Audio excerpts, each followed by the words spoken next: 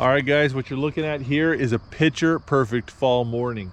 The air temperature is dropping, but the water temperature is still relatively high, so you get this fog in the morning. And you can see the vegetation starting to die off, but it's still there.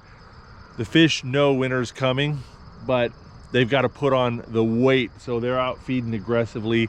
This makes it a great time of year. Additionally, here in Virginia, we sometimes get kind of a small second spawn in the fall time. So the carp will spawn a second time in the fall, and in warmer climates you'll see that. So the carp will be coming in shallow, just like you would get a pre-spawn pattern in early spring.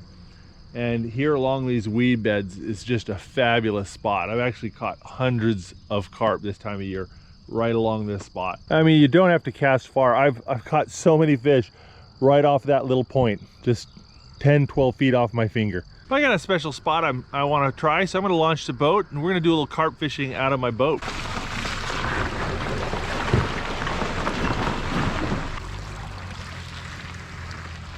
Carp fishing is traditionally done from the bank, but I like to occasionally go and do it out of a boat. And 90% of the techniques you use bank fishing translate over to boat fishing.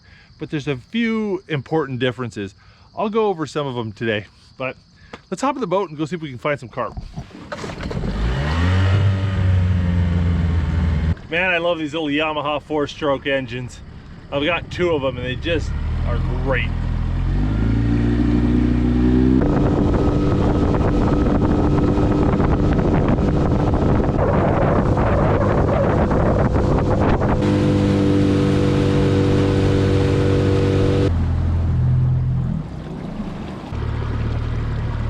All right, if you guys follow my channel, you'll remember I did a video about putting an auto feeder in the trees and letting it chum for a couple weeks. I've been doing that again, and I want to fish this spot and see what it's like. So I've got my deer feeder sitting in that tree, and it's been spitting out feed corn for the last 2 weeks. So we're gonna see how that goes.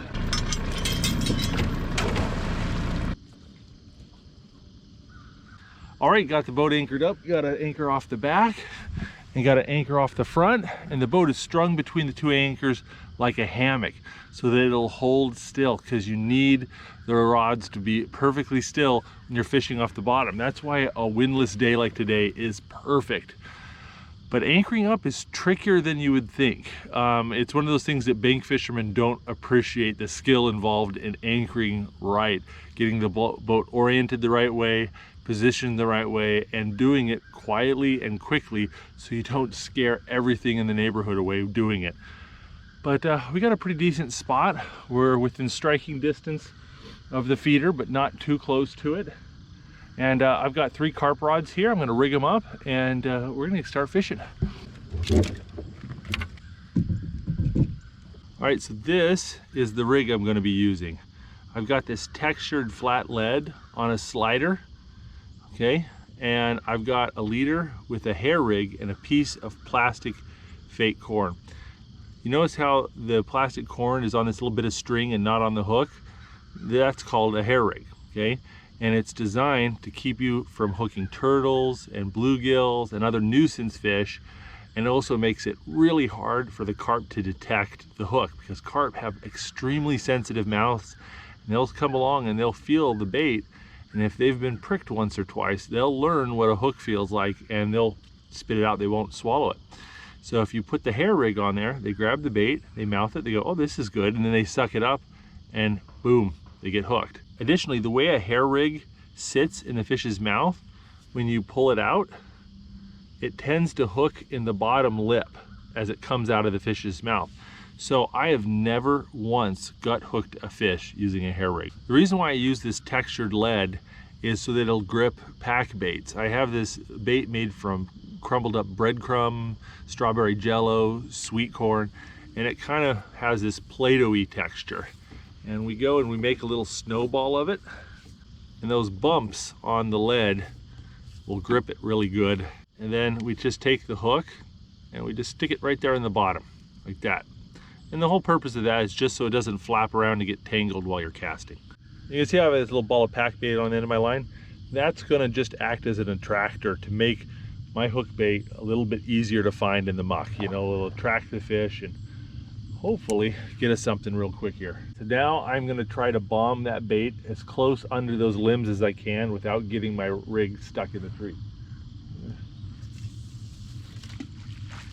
I'll take it. This is where being anchored up properly really pays off. We've got this pile of bait and our hook right in the middle of it. If the boat drifts around a little bit and pulls our rig off of that pile, the chum's attracting fish away from our rig instead of attracting fish to our rig. One of the things I'm going to do is I'm going to give this just a little bit more slack than I would if I was bank fishing, just so as the boat moves around ever so slightly, it doesn't pull me off target. Oh man, I'm getting little hits already. I just saw that. On this rig, I've got a little pear-shaped lead, but otherwise the same system. And the bait will hold to this pear-shaped lead pretty well too. And if you can't find these little textured leads, don't worry, just use a teardrop lead or a disc sinker or a sand claw lead, or most of any of the leads that you can find here in the US will work as well, just maybe not quite as well. If you want to know how to make this bait, just check my YouTube channel. I have tons of videos about how to make this bait, something that I've gone over a lot. If you're having a problem with your pack bait flying off during the casting, a couple things you can do. One is make a smaller ball of pack bait.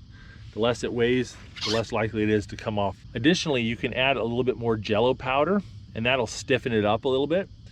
Or you can add a little bit of instant oatmeal to your mix. Then let it sit for 10-15 minutes and that'll also make it stiffer. You know, if you add enough instant oatmeal to your pack bait, it'll become so stiff that you can cast the ball out there, let it sit for an hour, reel it in, and the ball will still be there and you can cast it out a couple times. On this third rod, I've got the same setup, but I lost my hook in a snag on a previous trip. Let me show you something I've got on here. I've got a number 8 swivel. I've got this little quick clip from Corda. A lot of different companies make these. Then I have this thing called a helicopter sleeve, and Corda makes these as well. What this allows me to do is to quick change my leaders. So grab a fresh leader, just got a little loop tied on the end, and then I just take the open end of the quick clip, put it up against the swivel, and I slide this sleeve over the top, and it keeps it closed, won't accidentally come off. And then this part of the helicopter sleeve acts as a bumper so that the slider doesn't get stuck on the swivel, which helps give you a little bit extra sensitivity there. Got this R&W carp juice here, and it's butternut syrup, and it smells the most amazing thing in the world. Oh gosh, nutty, buttery syrup flavor. It's just, oh, I want to put it on my pancakes. It's delicious smelling. I'm going to put a little bit of that on my hook bait. Now I've got 2 rods up against that feeder, so this third rod I'm going to put over there by that weed bed. That's the thing with boat fishing, is you've got to be able to throw accurately from all sorts of different angles and positions. Because unlike bank fishing, I can't, you know, do my footwork right and all that. But the upside is I don't have to throw as far, so you know, it's kind of a give and take. Early morning in the fall like this, man, the fishing's usually pretty aggressive. The fish are just feeding hardcore and moving around a lot. So if we don't get a bite here in 20-30 minutes, we're out of here. We're not going to sit around and wait. That's the thing about boat fishing, and you go and find the fish instead of waiting for the fish to come to you. Hello, hello. Oh, that just slammed. Oh, did that pop off? Oh, that was savage. I'm just sitting here waiting, my rod goes wham. Had the drag on a bit tight because there's a lot of snags over there to the left, and I think that popped him. He hit that so hard. I love catfish, but they don't hit like carp do. Ooh. Oh, dang it. I'm in a tree. All right, you can see there, I'm over the top of this limb. What I'm gonna do is reel it up to about 1 foot or 2 below the limb, and then I'm just gonna jerk it for all it's worth, okay? And that's how you get it out of the trees. If you try to do it slow and steady, it'll get hung up for sure. Rock in motion. There you go, got it out. Just be careful and don't hit yourself in the face with your rig. Well, we had one decent run, but that's about it. The sun's coming up and starting to burn off the fog, so I think we better reel up and find a new spot. All right, here we are. We got a nice big weed bed with lots of little islands of weeds and stuff. This is a perfect spot for carp and a place where I've seen a few carp jump in the past. So we're gonna go and bomb baits just along this weed bed. We're gonna be anywhere from 6 feet to 15 feet off the weed bed.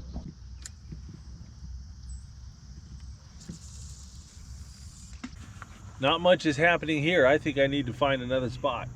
Let's move around a little bit.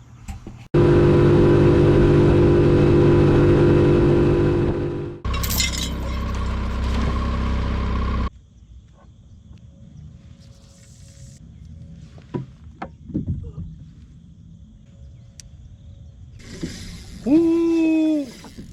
Oh, big hit, big hit.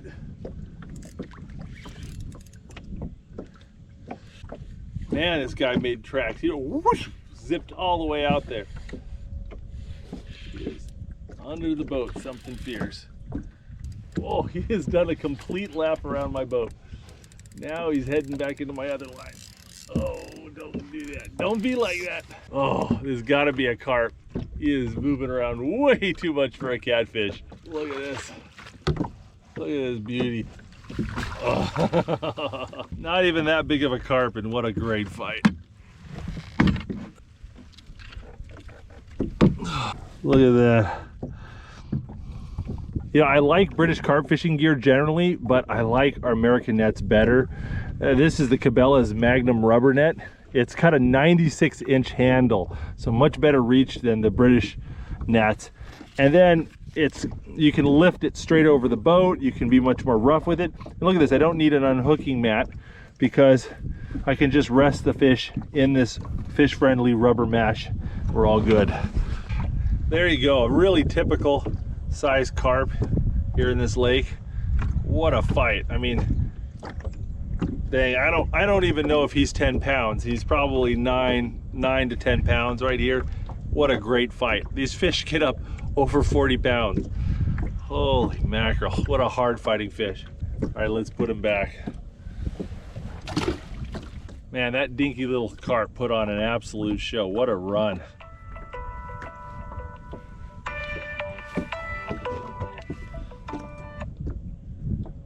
Hello, Luke Nichols. You know what I'm going to do, Luke? I'll send you a copy of that flat from my file. Karen, can I put you on mute for just 2 seconds? Sure. About 8 minutes after we landed that first fish, got another one, just boom, right there. These carp like to run in schools. But all right, I am going to see that. Spunky little beauty, look at that. What a load of fun. Just, there must be a little pod of them coming through. Good fish. But look at this. The ball of bait hadn't even broken down yet. I fought the fish and brought it in, and the bait was still on the lead. A lot of carp anglers over in the UK get really wound up about breakdown time, about how long does it take this ball to dissolve, and da-da. My experience has been it's completely irrelevant, okay? If it's a solid ball, the carp will still hit it.